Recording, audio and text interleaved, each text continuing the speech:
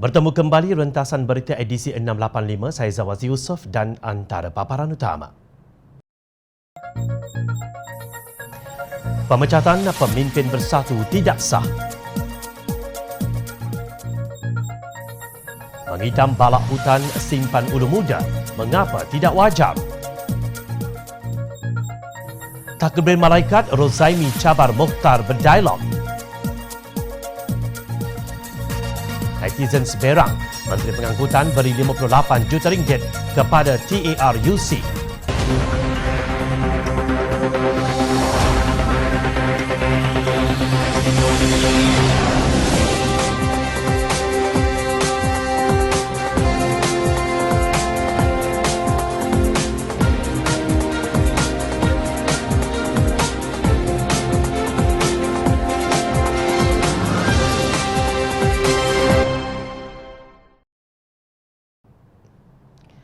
Assalamualaikum dan salam sejahtera.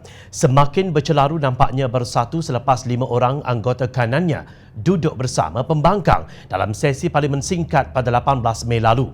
Kini kelima-lima mereka menerima surat daripada Setiausaha Kerja Bersatu, Kapten Bersara Muhammad Suhaimi Yahya berhubung status keahlian mereka. Surat tersebut menyatakan tindakan dihentikan keahlian serta-merta itu menurut Fasal 10.2.2 dan 10.2.3 Perlembagaan Parti Pribumi Bersatu atau Bersatu. Mereka yang terbabit ialah Pengerusi Bersatu Tun Dr. Mahathir Mohamad, Timbalan Presiden Datuk Seri Mukhlis Mahathir, Ketua Pemuda Bersatu Syed Saddiq Syed Abdul Rahman serta anggota Majlis Tertinggi Bersatu Mazli Malik dan Amiruddin Hamzah. Sejak peristiwa langkah syaratan yang akhirnya membawa kepada pelantikan Tan Sri Muhyiddin Yassin sebagai Perdana Menteri, Perikatan Nasional Bersatu menjadi dua kumpulan. Satu kumpulan Tun Dr. Mahathir Mohamad, manakala satu lagi Bersatu Tan Sri Muhyiddin Yassin. Keduanya mendakwa merekalah bersatu. Kini keduanya berperang besar secara terbuka apabila Mukhlis dijatuhkan sebagai Menteri Besar Kedah. Kerajaan Negeri Pakatan Harapan pimpinan Mukhlis Mahathir hilang majoriti selepas 23 ahli Dewan Undangan Negeri menyatakan hilang kepercayaan terhadap beliau. Di antara mereka yang mengubah pendirian termasuk 4 ahli Dewan Undangan Negeri Bersatu yang menyokong Muhyiddin Yassin. Menariknya, beberapa ketua bahagian Bersatu di Kedah pula dilaporkan sepakat menyokong kepimpinan Tun Dr. Mahathir Mohamad sebagai pengerusi parti berkenaan. Kenyataan itu disebut oleh Timbalan Pengerusi Badan Pimpinan Bersatu Kedah, Major Anwar Abdul Hamid. Mereka turut menyatakan sokongan kepada Mukhlis Mahathir selaku pengerusi Badan Pimpinan Bersatu negeri itu. Di Selangor pula, Pengerusi Bersatu Selangor Datuk Rashid As'ari berkata, ahli akar umbi Bersatu negeri itu tetap bersama Tun Dr. Mahathir Mohamad. Menyokong kenyataan tersebut, ahli Dewan Undangan Negeri Kuang, Salahuddin Amiruddin, menyifatkan Muhyiddin Yassin telah membuat penderhakaan mutlak terhadap mandat rakyat pada pilihan raya umum ke-14 yang lalu. Ingkar terhadap mandat rakyat adalah merupakan penderhakaan terhadap tonggak demokrasi yang dipegang kukuh sejak merdeka, katanya. Sementara itu, Tun Dr. Mahathir Mohamad dan 4 ahli parlimen Bersatu lain yang keahlian mereka dibatalkan secara automatik telah menolak pemecatan mereka dari parti itu. Dalam satu kenyataan, bersama mereka mendakwa bahawa penamatan mereka bertentangan dengan undang-undang. Mereka mendakwa bahawa mereka tidak melanggar perlembagaan dan klausa. Mereka mendakwa bahawa mereka tidak melanggar perlembagaan dan klausa yang disebutkan dalam surat penamatan berkenaan. Mereka mempunyai hak undang-undang untuk bergabung dengan pihak pembangkang di Dewan Rakyat sebagai anggota parlimen, kata mereka. Kumpulan tersebut juga berikrar akan memastikan bahawa Bersatu kembali ke landasan yang benar dan tidak dijadikan kenderaan bagi beberapa pihak yang dahagakan kuasa dan kedudukan. Mereka juga mendesak ahli parlimen Bersatu yang lain untuk melihat apa yang terjadi pada parti mereka yang dipermainkan oleh pihak yang biasa dilawan bersama. Kumpulan itu juga menuduh Muhyiddin Yassin bersikap diktator dan bermain dengan politik ketika negara sedang menghadapi wabak COVID-19 dan kemerosotan ekonomi.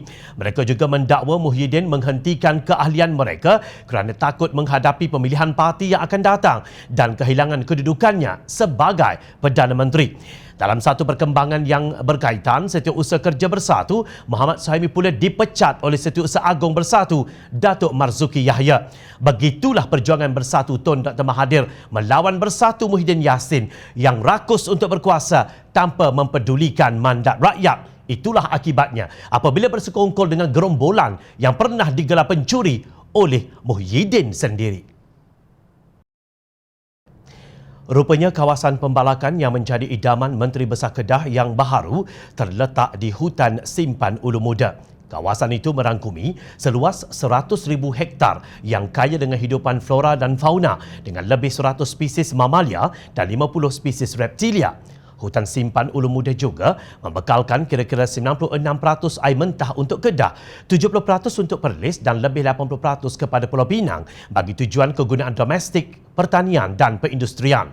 Ia memberi manfaat kepada 27 pertubuhan peladang kawasan atau PPK dan hasil penanaman padi yang berjumlah 1.4 bilion ringgit pendapatan pesawah di seluruh Kedah dan juga Perlis. Demikian jelas Ahli Dewan Undangan Negeri Kubang Rotan Asmirul Anwar Aris dalam rencananya di Malaysia Deadline. Menurut beliau juga, jika pembalakan dilakukan di kawasan berkenaan, sawah atau bendang boleh terancam kerana sumber air dari hutan itu kini digunakan bagi pengairan 96,558 hektar sawah di kawasan Lembaga Kemajuan Pertanian Muda atau MADA. Penghasilan 40% daripada beras negara daripada jumlah keseluruhan 70%. Pihak mana yang harus diambil kira? Tauke-tauke balak atau pesawah? Soal beliau. Beliau mempersoalkan jika sumber air dari hutan simpan Ulu Muda tergugat, bagaimana hendak memastikan pengairan sawah tidak terganggu pada masa depan. Sedangkan peranan Ulu Muda diketahui menyumbang kepada jaminan keselamatan makanan melalui industri padi. Saya pernah mencadangkan kerajaan mewartakan keseluruhan kawasan hutan simpan Ulu Muda yang menempatkan 4 empangan penting iaitu empangan Pedu, Muda, Ahning dan Beris sebagai taman negeri atau negara bersifat kekal dan tiada siapa pun boleh menyentuh kawasan itu meskipun berlaku pertukaran kepimpinan atau kerajaan negeri, ujarnya. Atas kesedaran itulah, pada bulan Mac 2019, Kerajaan Pakatan Harapan membatalkan kesemua konsesi balak di hutan simpan Ulu Muda dengan tujuan untuk memelihara khazanah alam walaupun terpaksa kehilangan hasil puluhan juta ringgit melalui aktiviti pembalakan. Anehnya, kata Asmirul, secara tiba-tiba Kerajaan Perikatan Nasional pada ketika ini tunduk kepada tuntutan yang tidak munasabah tauke-tauke balak. Menteri Besar Kedah yang baharu, Sanusi Muhammad Nur heboh kononnya Kerajaan Kedah menanggung beban kerana dituntut syarikat pembalakan sejumlah 1.5 bilion ringgit. Namun bekas Menteri Besar Kedah Datuk Seri Mukhris Mahathir menafikan ada tuntutan daripada syarikat pembalakan di Kedah ekoran pembatalan konsesi yang diberikan kepada mereka.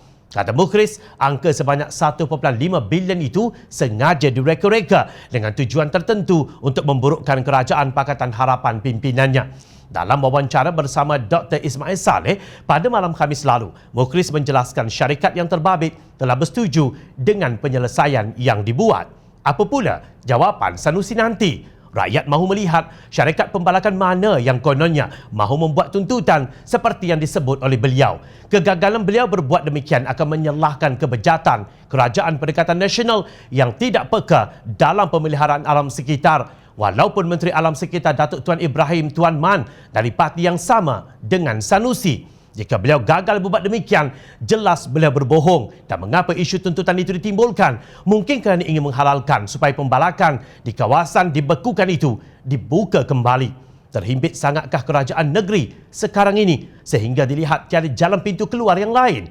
Kedah seolah-olah sudah kehilangan bijak pandai untuk berfikir di luar kotak selain daripada penerbangan balak. Banyak lagi perkara yang boleh diikhtiarkan dan difikirkan, tetapi balak juga yang difikirkan, sindir Asmirul.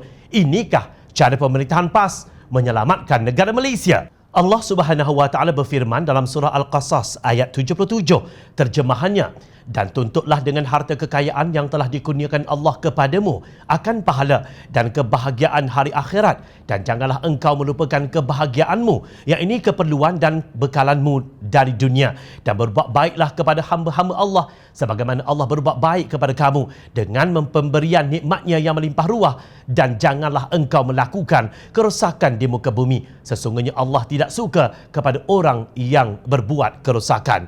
Siapa yang berbuat kerosakan itu? Nah, sekarang buktikan bahawa perosak itu bukan kalian. Sudah beberapa hari kisah Ketua Dewan Ulama PAS Mokhtar Senik menggunakan malaikat untuk meraih sokongan terhadap Muafakat Nasional diperkatakan di media sosial. Antara yang mula memberi komen ialah Dr. Rozaimi Ramli. Kata beliau, mana-mana parti politik boleh berpakat dengan siapa sahaja. Itu hak ijtihad masing-masing.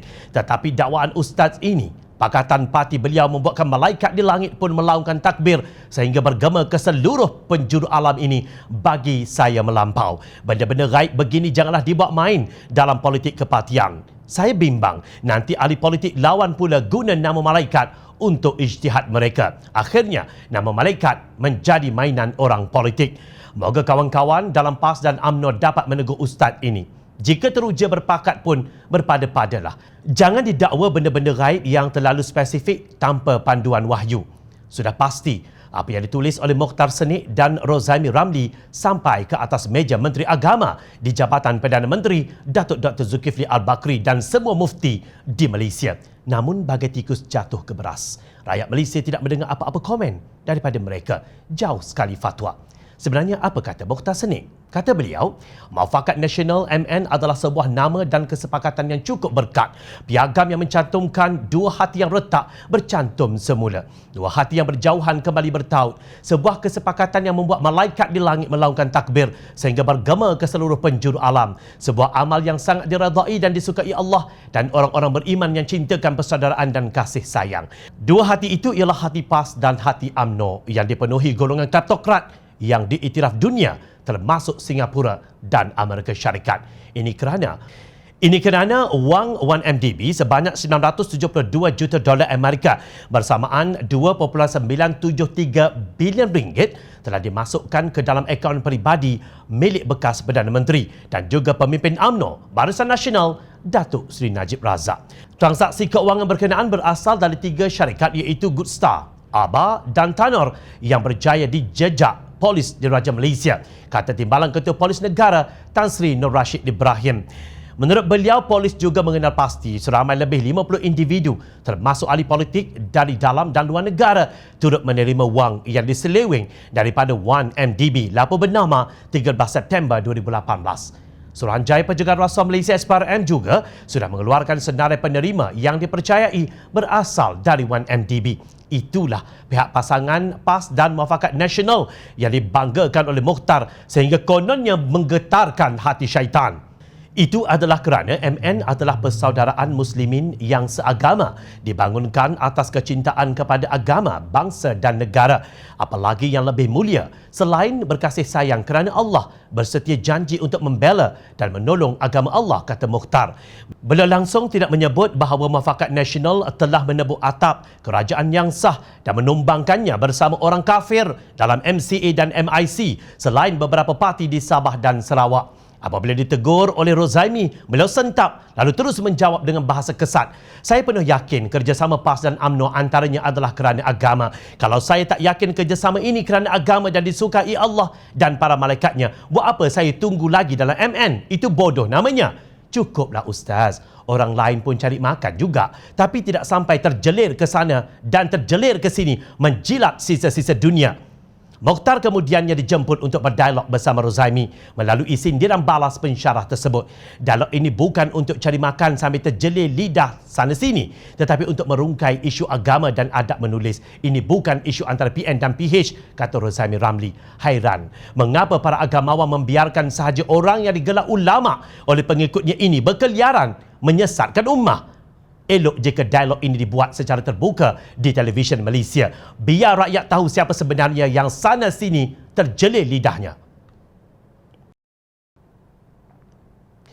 Baru-baru ini Presiden MCA merangkap Menteri Pengangkutan Kerajaan Perikatan Nasional Datuk Seri Wee Ka Siong mengumumkan dana 58 juta ringgit diberi terus kepada Kolej Universiti Tunku Abdul Rahman yang dikuasai MCA. Amaran itu jauh melepasi peruntukan sebanyak 30 juta ringgit yang diberikan kepada TAYUSI oleh bekas Menteri Keuangan Pakatan Harapan PH Lim Guan Eng pada tahun lalu yang membuat segala malaun meroyan tidak ketahuan.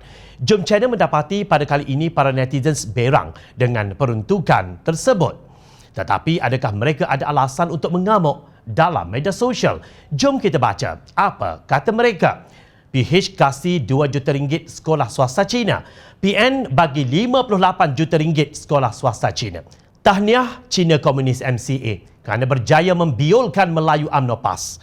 Demikian cetusan hantaran oleh Johar Ismail dalam Facebook beliau. Seterusnya, Johar menulis, di zaman PH terdahulu, satu negara diterbalikkan oleh malaun-malaun Melayu Muslim UMNO PAS apabila 6 juta ringgit disalurkan kepada 3 buah sekolah Cina swasta. Menggadai semangat nasionalisme, menggadai maruah, kata malaun-malaun tersebut. Di zaman PN kini, 58 juta ringgit diagih kepada sebuah sekolah Cina swasta. MCA kata, keputusan ini menerbalikkan polisi PH. Maksudnya, MCA dengan bangganya mengaku bahawa dulu PH cancel peruntukan berpuluh-puluh juta ringgit kepada sekolah Cina swasta. MCA juga dengan bangganya mengaku bahawa pembatalan PH itu telah diterbalikkan oleh MCA. Kini, MCA mendabik dada dan menghebohkan kepada seluruh negara bahawa merekalah yang mengembalikan peruntukan berpuluh-puluh juta kepada sekolah swasta Cina. Syabas MCA. Bersenjatakan hanya 2 orang YB Cina, MCA Cina telah berjaya membaruakan 100 Melayu. Adrian Lim Chi En dalam hantaran di Facebooknya pula menyindir, Dewa Wee Ka Siong merupakan seorang menteri pengangkutan Cina kafir dalam sebuah kerajaan Melayu Islam. Tapi entahlah macam mana pengaruhnya boleh begitu kuat sehingga tiada seorang pun YB Melayu Muslim PN berani menegur beliau. Kata Adrian lagi, Dewa Wee sendiri merupakan pengerusi lembaga amanah. Sekolah Cina swasta tersebut mengiktiraf UEC, malah memberi beasiswa penuh kepada pelajar-pelajar UEC. Sepatutnya peruntukan pendidikan diumum Menteri Pendidikan, tetapi Menteri Pendidikan Melayu Muslim dan Menteri Keuangan Melayu Muslim seolah-olah tidak wujud sehingga peruntukan sekolah Cina swasta tersebut terpaksa diumumkan oleh Dewa Wee Ka Siong, Menteri Pengangkutan seorang Cina kafir. Selepas itu, Dewa Wee Ka Siong ucap terima kasih kepada Dewa Wee Ka Siong atas peruntukan 58 juta ringgit tersebut, sindirnya. Aktivis Syamghas dalam tulisannya mengungkit waktu Pakatan Harapan Pemerintah Malaysia diluluskan 6 juta ringgit untuk 3 buah kolej Riuh 1 Malaysia dimainkan oleh pemimpin parti politik UMNO, PAS dan lain-lain. Kononnya PH mesra Cina, tidak mesra kolej Melayu. Kini apa yang mereka mainkan, sentimen perkauman itu terpalit kepada diri mereka sendiri, di mana mereka meniku sekarang ini, di mana PAS dan UMNO yang melaungkan agenda Melayu Islam adakah sudah jadi khadam MCA? Soalnya, menurut Syamghas, pendidikan tidak wajar dipolitikkan, terutamanya soal peruntukan untuk universiti awam dan juga swasta. Sepatutnya kerajaan PN membantu universiti awam yang kini makin tenat. Kabarnya nak membayar gaji staf pun sakit. Apatah lagi apabila virus COVID-19 ini menyerang negara. Gaji-gaji kaki tangan terus kena jalan. Mereka bersengkam mata membanting tulang untuk terus survive sekarang, katanya. Syamghas melihat kerajaan PN tidak mesra universiti awam yang majoriti kaki tangannya adalah Melayu. Rakyat nilailah sendiri apa sebenarnya mereka mainkan dulu. Hanyalah sentimen perkauman sempit untuk mengambil alih kuasa kerajaan Malaysia, tegasnya.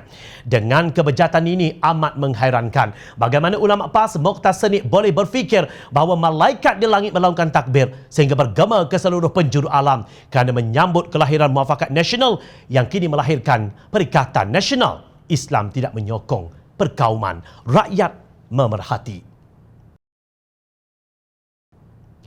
Teruskan layari kami di Jom Channel untuk mendapatkan berita politik tanah air. Saya Zawaz Yusof. Terima kasih untuk perhatian yang anda berikan. Assalamualaikum. Salam sejahtera. Kita jumpa lagi.